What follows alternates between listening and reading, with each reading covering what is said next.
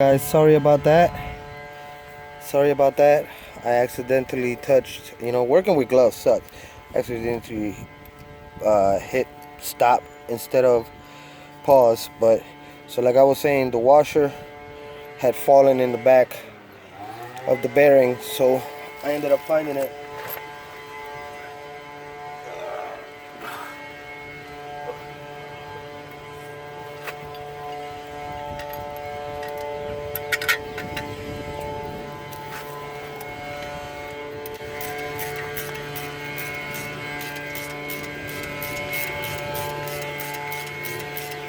I'm not tying it all the way.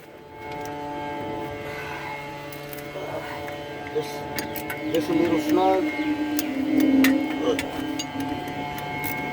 Hold it in place. Give me access to put the other one. Keep rotating it until you get to the hole. Third one going in. Same thing. Bolt through. Washer from the back.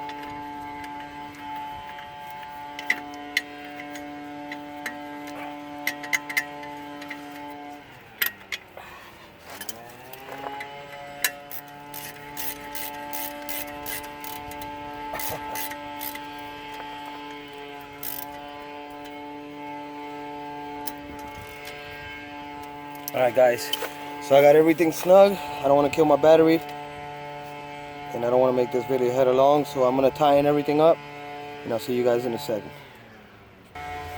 Alright guys, and we're back. I already tied everything up by hand. I'm going to actually go ahead and torque it.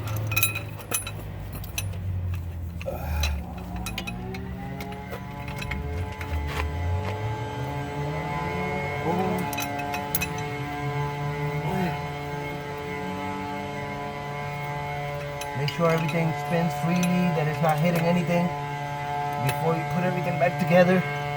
I already put the center nut to try to push it out, the axle as far in as I can.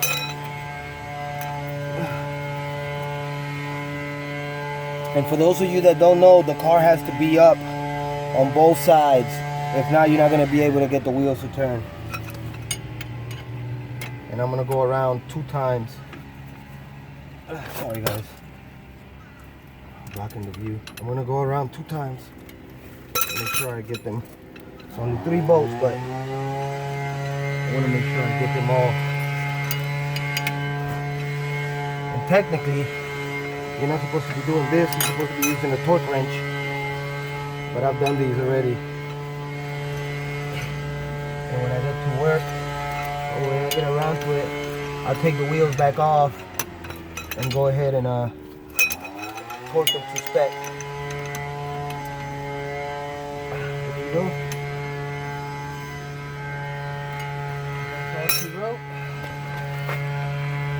End up putting the rotor back on.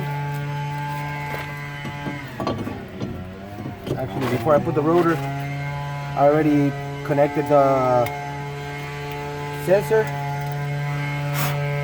plug. I like to put at least 1 nut on it just to make sure that it holds it in place for me, so when I'm putting the caliper, it doesn't give me a hard time and try to battle on it. And as you guys can see, always tie it up, because every time I use the impact for anything out here, the noise and the impact of moving, this will always end up falling in your hand or in your head or hanging off the wire, which is not good, brake line. So just use a coat hanger. I was lucky enough to find this at one of my old jobs and I've been using it ever since. I just twist it around the strut and pull it tight, make a knot, kind of like on the twist ties on the bread, and I don't have to worry about it going nowhere. So now what I'm gonna do is take out the brake pads and use the brake tool to push the cylinder in so I can slide back the pads on it and put the caliper back on. So I'm gonna take a quick second so you guys don't have to see that, make the video long. Alright, so now I'm gonna take the brake pads off. I'm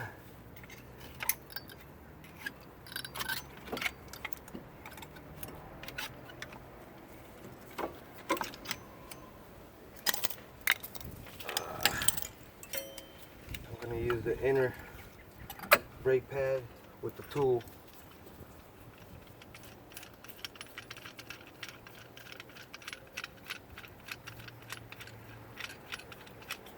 If there's wind noise, I apologize, guys. Just push it in, kind of like that. You know, just push it in. Make sure that the brake pad is touching the back or the front end of the cylinder. So.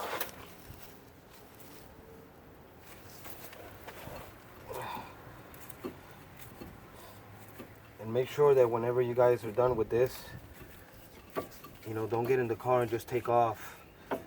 Make sure you start the car, pump the brakes a couple times until they get a little, I guess, build pressure. You know, they're not so loose where you hit the floor. And that's what you want. So that's what it looks like. Brake pad is hitting the back of the caliper. Now I'm gonna take it back off, put the other brake pad on it, and slide it back on the rotor.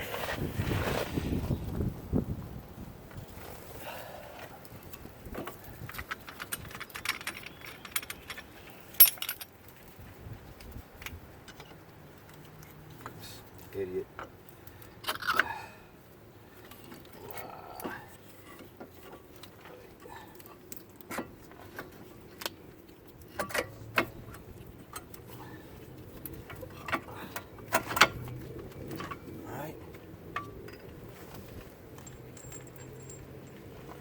Now you take your slides or slide bolts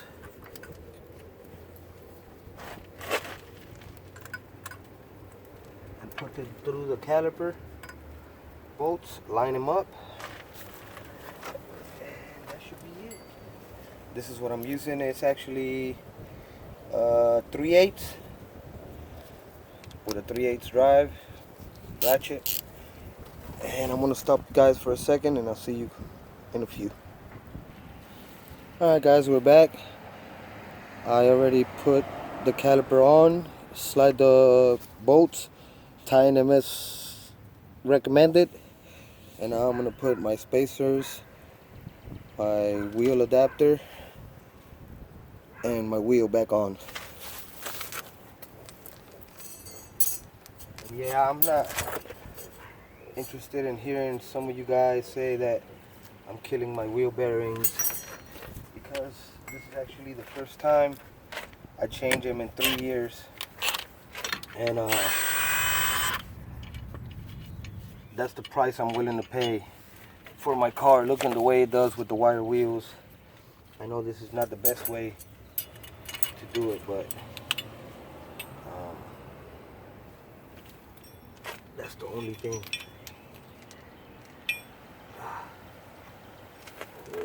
That's the only thing that I could do, what's it called, to get my wheels to fit, you know.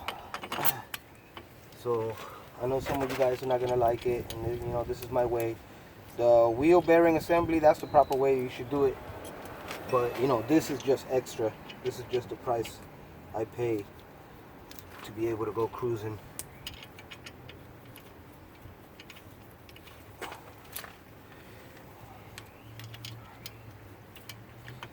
So,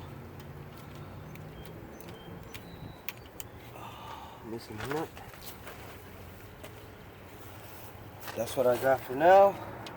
I'm gonna tighten these up, put the wheel back on, and I'll see you guys in a second. Oh, there it is, guys. Got her down. We're gonna go test drive her and see if she makes any crazy noises, because she was actually humming before.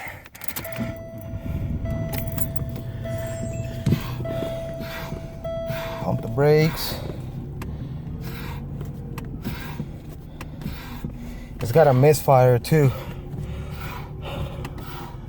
I don't know if the spark plugs and the spark plug wires are gonna do anything in addition with the coil packs.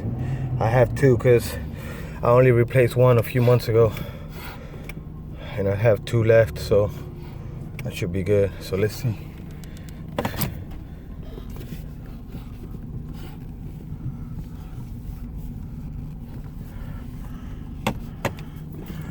Alright guys, this is awesome guys.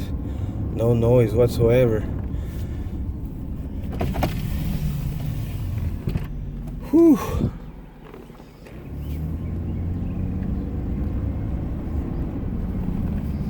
Oh yeah, this feels good. This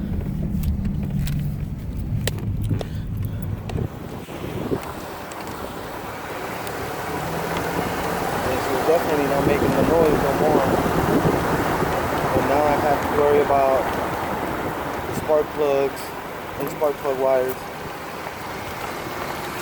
which I'm not going to end up doing a video on that.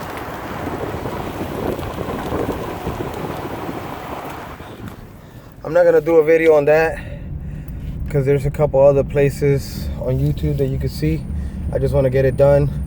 You know, making the video step by step has made the process take a little longer. So I'm just glad I saved me a couple dollars through this crazy stuff going on with the COVID-19, and now I can ride back to work. So I hope everybody's staying safe and healthy, and like I always say, keep on cruising.